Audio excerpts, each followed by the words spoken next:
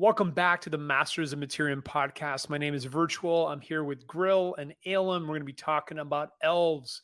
Grill, how's it going today? It's going good. Again, happy holidays to everyone.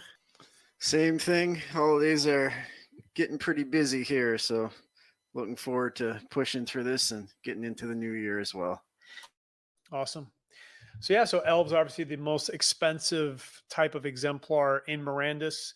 Maybe we can just talk a little bit about elves in general, and then we can get into the specifics. Alem, what's your take on elves and their importance in Mirandus? So elves, first off, as a general race, they're the ancient of the class tier. They're also kind of ancient in terms of their origins and their association with the citadels based on their name, which we'll get into in a little bit here as well.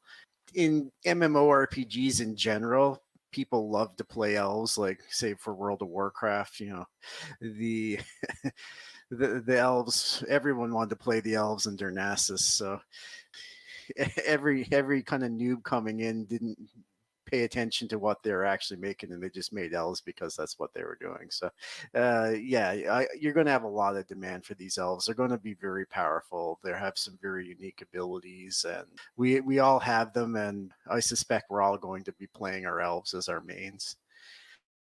Yeah, so there's only 1,000 elves in the entire game. The game plan is there will never be more. Alem, do you remember the original price? Because I know that at the peak of the bull market, the last bull market, the peak price was around 40,000 USD is what they sold. But yeah, they've been in high demand in the hot bull market times. Yeah, so 5,000 was tier 1 store price, $16,250 was tier 10 store price, and as you mentioned, around 40,000 ish was at the top.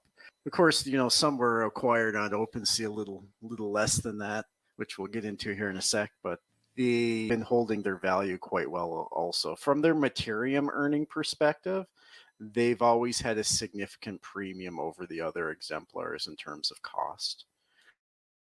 Grill, thoughts on elves? They're strong. They're expensive. It's interesting because they're not going to be as involved with the economy, at least from a production level, as any of the other races in Mirandus, but they'll still significantly affect the economy through their ability to mob just way better than any of the other exemplars can. Awesome. Let's get into it. All right. Starting out with the ALLSIGHTs. The ALLSIGHT elves, with regards to the other elven tribes, are a mystery. Because of this, little is known about them. The ALLSIGHT elves have an enigmatic relationship with the magic that their fellow elves and other races in Mirandus will struggle to comprehend. The elves are credited with preserving time for the human race on numerous occasions throughout history. They are regarded as the keepers of time by some and of the nation's oldest tales, and they have saved the world on many occasions. It is thought that they may be found in all of time. If this is true, it implies that they have a unique and helpful knowledge of not just the past, but also the future. The ALLSIGHT's exceptional expertise with projectile weapons is due to their greatly improved eyesight. They get a bonus to range weapons, and that's it. Before I cue you up, Alem, what's both of your thoughts on the lore? Because these long descriptions have some interesting potential lore. McCarthy has said that they're not going to hand us the lore in a book. It's not going to be just on the website. You're going to have to go dig and find it. My question is, and I have a specific question coming up on one of the other elves, is this lore going to be relevant at all to gameplay, or is just cool little storylines you can undig, so to speak? Alem, thoughts? So in most game, the lore is not terribly useful. It's more for, kind of lore nerds and stuff in general, and doesn't usually contribute to your gameplay experience all that much. With that said, Michael McCarthy's wanting to make this a simulation, and he's quite interested in the lore itself. So I could see them potentially having some information in the lore that you can then take and then apply to figuring out puzzles and stuff within the game. Kind of similar to what we saw in the second playtest, where there was a bunch of information and documents we had to recover words from and stuff about lore, and then that was used to acquire currency and stuff within the game. So it's certainly a possibility. My guess is probably not, if I were to just guess, but it would be really interesting and cool if they actually did that. You think somebody should put lore nerd in their Tinder profiles? They probably could. You might, if you want to track that kind of person, then go for it. Hey, it's worked for me in the past. That's all I'm saying. Go ahead, Grill. Thoughts on lore? Yeah, they could have the lore hint at like locations of rare treasures or bosses, rare hunting areas, stuff of that nature. Let's get to ALLSIGHT elves. Elam, thoughts? So yeah, so these are the archers of the game. Bonus to range combat. There's a lot of speculation on that, what that could be. My personal thought, it would include, one or multiple of the following. So increased firing range, perhaps, increased projectile speeds, better aim, higher crit bonus, maybe the ability to, fire multiple arrows or special combat abilities with arrows. Maybe some perfect shots where your next shot hits multiple targets, etc. So there's a lot of things in terms of combat that could be related to that. With regards to range combat in general, our last playtest, of course, was 100% range combat. So relating to that playtest, you saw the ALLSIGHT elves sell a little bit more frequently than the other elves during that time. And it's interesting to see the correlation between that. The other thing of noting, based on the previous play test, is the draw of the bow requires a ridiculous amount of energy. Like you can literally only take 2 shots with your bow before you're completely out of energy. So bonus to range combat as well could be, a reduction in the draw energy or potentially increased draw speed, which is something you see similar in Valheim. As you rank up your range skill, you get more damage, you get faster draw speeds, and reduced energy when shooting. And based at least in Valheim, it turns the ranged classes from one of the weakest early on to the highest scaling damage class in the game. Another interesting thing that Michael McCarthy has mentioned with regards specifically to classes is that classes will be found in the game. And one of the things he mentioned would be you could potentially have classes that would be specific, such as say a fire archer or say an ice archer per se. And given that the elves in general are magical, I wouldn't be surprised to see the elves being able to imbue their arrows with, various elemental damage as well. So say a mob is, immune to something and weak to something else, then you could specialize your attack patterns to exploit their vulnerabilities. And I think the ALLSIGHT elf would be by far the best to do that. Personally, I wish I had more of these, but in time, I'm sure I'll be able to get a little bit more here. Yeah, I'm excited. This is going to be one of my primaries. I'll save the other one for when it pops up in a few minutes. But yeah, I'm excited. I mean, it's obviously from a first-person shooter perspective, it's probably going to be the most powerful exemplar. Also, if you're looking for the finest bows, crossbows, and arrows, make sure you come visit Elam and I in M.O.M. We both own large archeries, which I'm assuming will be necessary to produce the finest bows, crossbows, and arrows. So we're here to serve you. Grill, thoughts? Not much to add. You guys kind of hit all the points there with imbuing arrows with magic potentially. And the fact that you said since it's a first-person shooter, being ranged gives you a huge advantage. It's much harder to fight and turn and stick to targets when you're right up in their face as it is compared to when you're at a distance. McCarthy, the other day in Discord, pretty much confirmed that he's envisioning having, the alchemist can do a potion that might be poisonous that you could imbue in the arrow and then shoot that. So yeah, I think there's going to be a lot of interesting types of arrows. And Xana, myself, and some other people did a really interesting podcast on archery and all the potential use cases. So yeah, I think it's going to be a really fun class to play with. I'm excited. Next one. Up next, the BRIGHTSUNs. Elves are widely dispersed through Mirandus, although they are considerably rarer than the other races. Despite the fact that the types vary in many ways and the attribute various origins to their abilities, they all acknowledge that they are descendants of the same elven forefathers. The BRIGHTSUN elves are elves of the sun. The sun is seen as a source of all power and the giver of everything that has been exposed to its rays. They is described as clothed in brilliant light, and as exemplars, they have a unique power. This talent, known as the satiation of soul, allows the BRIGHTSUNs to transform solar energy into health when the sun is out. So the short text, this is the one I was mentioning earlier about the lore, which is interesting. The short text says, these elves disdain the DARKSUN elves, believing the sun will never cease and provides everything within its rays. So my question on that is, are like, is it relevant to the game, or is just some interesting backstory? And there's any thoughts on this, Elam? So yeah, I have a lot to say about the BRIGHTSUN elves in particular. So first off, it's my most expensive elf that I've ever bought, and also my cheapest elf I've ever bought. I bought one for $4, and I bought another one for 600,000 gala. So a little bit of variation there. With regards to something I was mentioning with the elves being associated with citadels, I forgot to mention with the ALLSIGHT would be associated with the moon, but specifically with the BRIGHTSUN, they would be associated with the sun.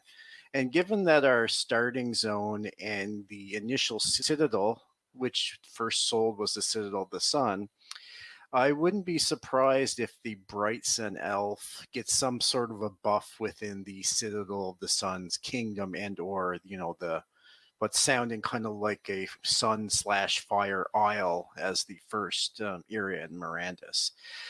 With regards to their abilities, you can look at their exemplar picture and you see kind of the plus symbol, very similar to like the bone orcs. These are meant to be healers.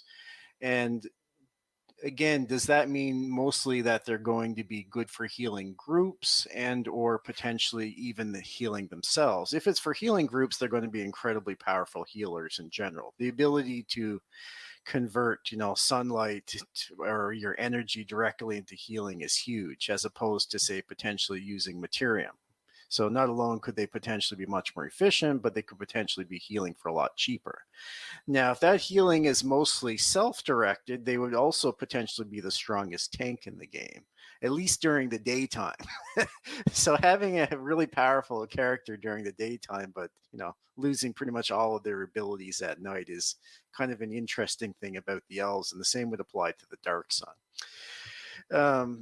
The other thing with regards to the BRIGHTSUN elves is that initially when they were listed on their OpenSea, they were under the Town Star collection. So they were way cheaper than all of the other exemplars for a long time because most people just didn't see them. They were looking under Mirandus and didn't see them. So once they were converted to the Mirandus collection, their value rose significantly. And as of recently, they've been kind of like mid-tier in terms of pricing.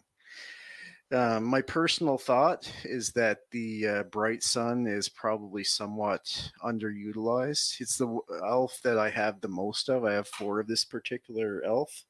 And although it's not something I'll probably be really playing, I suspect every group is probably going to want their healing abilities within it. So a very highly sought after exemplar, without doubt. Something we haven't talked about in any of our exemplar episodes is the strategy of cycling between exemplars. And that's going to be my strategy. Again, I'll reveal my second one in a minute.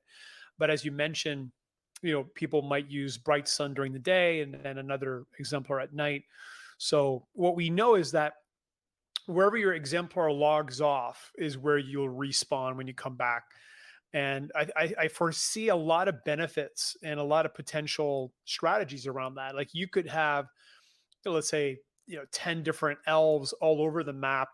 Obviously, you need to make sure they're safe and in a good place. But let's say you've got 10 different exemplars, 10 different locations. You could log on and basically embody the exemplar that you need for a specific area or specific goals. So, yeah, I think that's going to be, kind of peak optimal strategy is going to be multiple exemplars that you're cycling through based on whatever your goal is at the moment. Grill, thoughts? Yeah, like I was saying, they could be either soul healers or self healers or group healers. Touch upon like with the classes, there could be like clerics or priests or paladins. As a paladin, they could potentially be like a healer, a tank, and some of the other ones they could be group healers.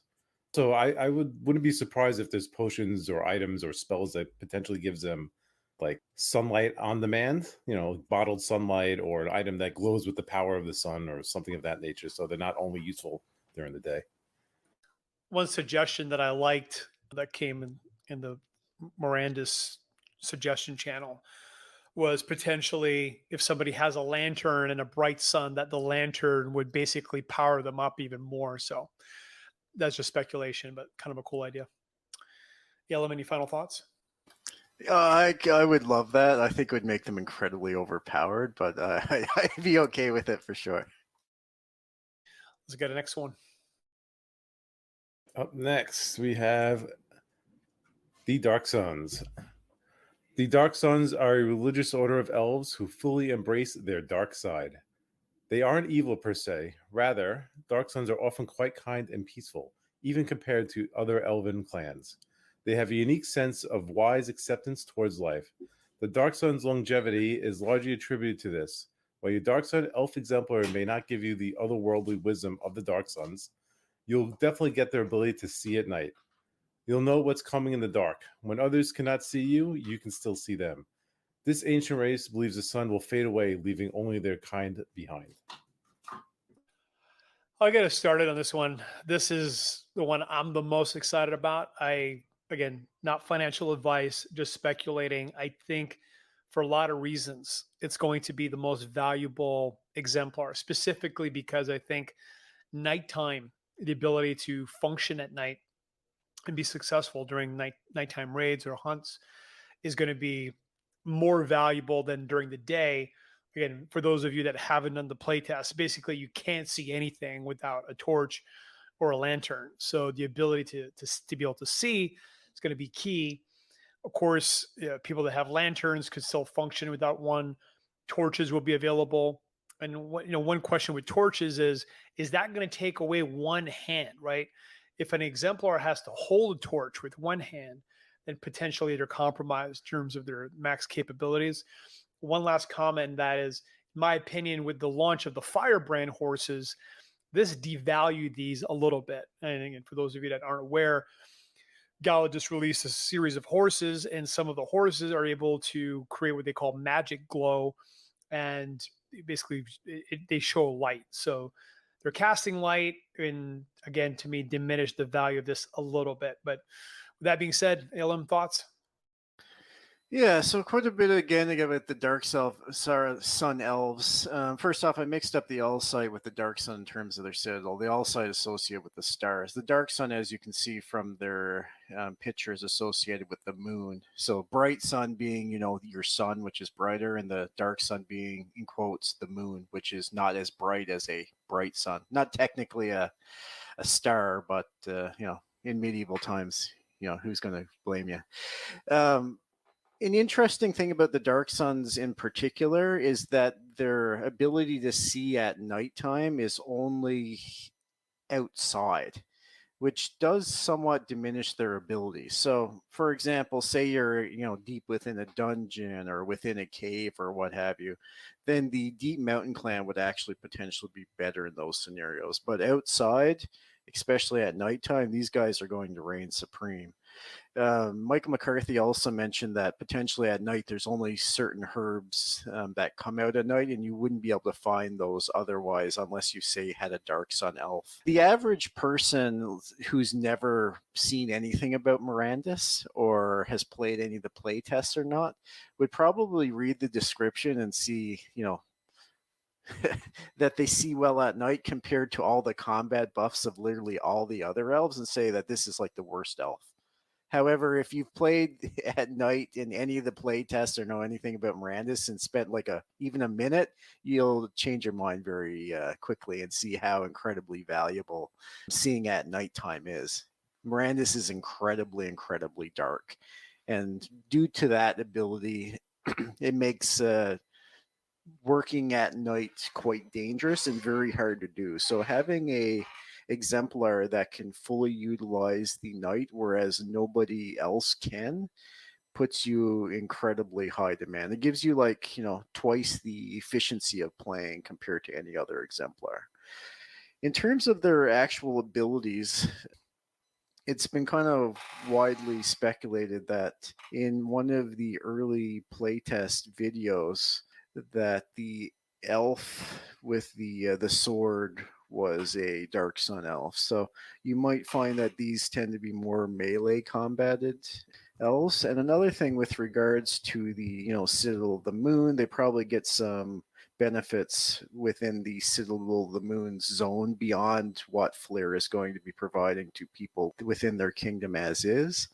And also in Mirandus, based on the playtests, there's different levels of light at nighttime. There's pitch dark, and then there's darkness with the moon. So I wouldn't be surprised when the moon is actually shining if the DARKSUN elf gets an additional buff beyond that which they're normally getting at night, whether that's a combat buff or what have you. Kind of like how like a werewolf changes under the full moon. So an interesting exemplar, one that I wish I had more of, and arguably the best exemplar in the game, and certainly consistently the most valuable and highest priced exemplar on OpenSea.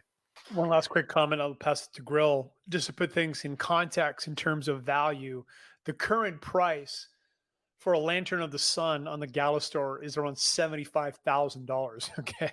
And McCarthy has said that they're planning additional benefits, but currently the only benefit is providing light. So again, to be able to buy an exemplar that has that utility built in based on that price is an incredible value. Anyways, go ahead, Grill.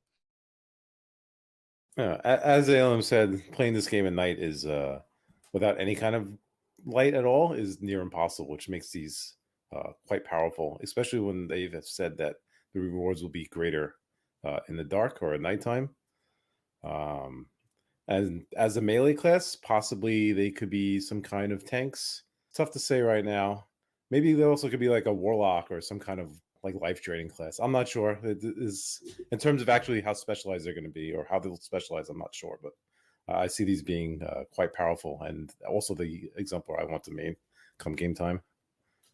And for those of you that don't understand tanking, make sure you listen to our podcast about orcs on our YouTube channel. All right, let's go to the next one. All right, up next, Earthlight Elves. Though elven magic is typically concentrated around the sun, not all elven skills rely on its power for their magical energy. The Earthlight Elves are one such group. Like many of their brethren, they enjoy the sun, but are also connected with their powers no matter where they exist. For those well-versed magic users, spells are still fueled by light, but the light on which they rely is undetectable force provided by the planet rather than the sun. Earthlight Elves are far more at ease using magic than even the most experienced human mages because they have earth beneath their feet. The Earthlight trait, called Serenity, is a special ability that reduces the cost of all spells cast by them. Is there an inside joke there from the Seinfeld episode, Serenity Now, Serenity Now? Yellen, thoughts? So the Earthlight Elves, as you can probably based on the name, is associated with the Citadel of the Earth, which is one of the citadels that haven't sold as of this time. However, apparently there's talks into that happening. With regards to the Earthlight, it's either the Earthlight or the Everflow that I'll personally be maining as my exemplar, and it will significantly depend on just how powerful this energy reduction to spells is. For example, in the playtest with the bows and such, the thing that limited your ability to increase your DPS was the energy use on the draw of the bow. So if you could say decrease your energy by like half, then this would potentially be the highest DPS casting class due to that. Another thing that's really important from an energy or / mana perspective is healers tend to have significant benefit, or at least an outweighed benefit in terms of energy consumption. So you might find Earthlight elves being healers as well, with the assumption that anybody can cast healing spells. Another thing of importance is the fact that they have reduced energy cost, and their Vox would further reduce that energy cost. It may be possible that the highest tier spells could potentially only ever be cast by Earthlight. Like, let's say, for example, the big meteor 20-30 second spell animation casting time that was shown on a recent Mirandus video takes 1,000 energy, but people only have 500 energy total at max mastery. With the reduction in energy use by the Earthlight and their Vox, maybe they could potentially cast that 1,000 energy spell, and as a result, be the only people that could cast it. At the very least, they'd be the only people that could potentially cast multiple of a spell, which makes them, much more powerful. Instead of, say, casting one meteor, maybe they have enough energy to cast two, for example. As a result of this, they could potentially be the highest DPS, highest healing class as well. It just depends on the scaling of their energy. With regards to that, I do have Earthlight Elves, and I think they're quite a good class. It'll just depend on their scaling. Yeah, the only comment I have is probably the best ROI elf if you're going to be casting a lot of magic. Grill? Yeah, pretty much. Not too much to add. They can be the highest burst damage, considering they, either they're causing one really expensive spells or multiples of something that's really expensive. And like you said, they'll potentially use less Materium to do so as well. Yeah, but not too much else to add here. They were my first elf. I forgot about that. This is actually one of the first exemplars I ever bought, period. No one ever forgets their first elf. All right, last but not least, this is our brother Jake, favorite elf. That's what he's going to be rocking. If you haven't checked out his channel, Jake Hammer Hammond, great content from Mirandus as well. Go ahead, Grill. All right, and finally, the Everflows. The rarest of the intelligent species that reside in Mirandus are the magnificent Everflow elves. The Everflow elves have an in-depth and intuitive grasp of magical energy, but they spend a lifetime studying and meditating on the conductive flow of magic. They see magic as not in a collection of spells that must be cast, but rather as a natural movement of energy that may be harnessed to overcome any barrier with ease. The Everflow elves are wonderfully gorgeous, and those who meet them personally may profit from their powers. The Everflow elves are granted a significant boost to casting speed as exemplars. So these are the hottest elves, is what I heard. Apparently. I always knew those had some kind of strange attraction to them. Alan. So talking about the first elf you've ever bought, this was the first exemplar I ever bought, period. And at the time, I thought it was a fairly significant purchase. I purchased multiple more later on. Actually, it's funny something you said, Virtual. It's like if you had 10 elves at all these different places, I'm like, there's only a few people in the game who have at least 10 elves. So that you're talking to a very small audience there. But anyway, the Everflow elf, talking about ROI. So we mentioned the Earthlight is potentially having the best ROI because of decreased cost. The Everflow is probably the opposite, especially if you have an Everflow Vox paired with it, because not alone are you casting more spells quickly, but you're burning through Materium like it's nobody's business.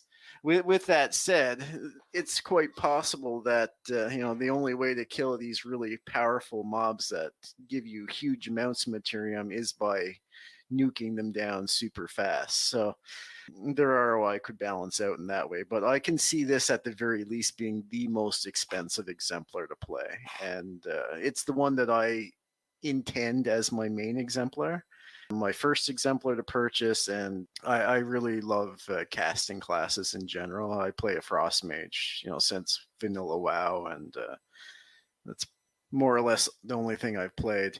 The Everflow elves, with regards to their speed, would be associated with the Citadel of the Wind. Wind being Citadel of the Wind's bonus is speed within their kingdom. So it's interesting to see how that will relate in as well in that regard. Yeah, that's pretty much all I have to say about the Everflows. Yeah, basically, obviously maximum DPS, damage per second elf. So yeah, I get it. So I think it's going to be a really good one, and I think there's going to be certain situations where you're just going to need to bring it, and the Everflow elf will be a really valuable exemplar to have in the team. Grill? Yeah, same thing. Highest DPS, at least potentially. Like you said, if you need to melt something down, I think they're the class to bring. Awesome. Well, that concludes our podcast on elves. Again, if you haven't checked them out, make sure you watch the human one, orcs, dwarves, halflings, and our videos on deeds. We will be coming back and doing more episodes on buildings, naval assets, etc. Also be doing some episodes on the upcoming playtests and taverns. So make sure you subscribe and gently tap the button. Don't smash the screen. And that's it. Ellen, final thoughts? Yeah, I guess good to save the best for last. Everyone loves their elves, and happy to conclude this series on exemplars. And looking forward to pushing on to some new territory here. And everyone have a good day. Yeah, Mom currently owns almost 11% of the elves. So if you have an elf, join us. You're welcome. Everybody's welcome, even if you own nothing. Grill, final thoughts? Well, yes, it was a fun series to do. Happy holidays, everyone. Looking forward to the next podcast. Not sure what it's going to be about, but we'll see. Yeah, we're excited for the game to come out. I mean, it's going to be a never-ending stream of interesting content. So, yeah, fun times. Thanks, guys. Take care.